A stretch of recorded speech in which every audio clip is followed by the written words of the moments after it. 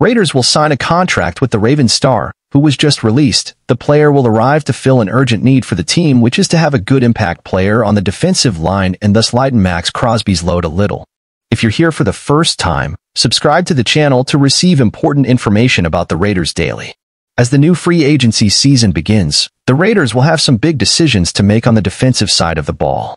They have needs at all three levels, and the biggest of those needs may be at the defensive back position.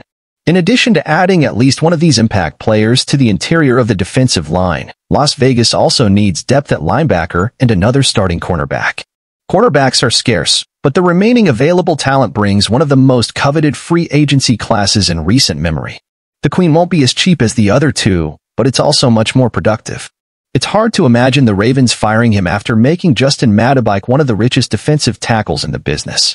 Kyle Hamilton will also need an extension before you know it, and the Ravens paid a lot of money to acquire Roquan Smith. AJ Epenesa is another intriguing young target, but with Maxx Crosby, Tyree Wilson, and Malcolm Kuntz, the Raiders shouldn't spend too much on a position that is already loaded with talent. He's 25 years old and heading into free agency with back-to-back 6.5 sack seasons. He would definitely be a lot more protective than San Francisco's Chase Young. Kenneth Murray is a cheap 25-year-old who replaces Queen.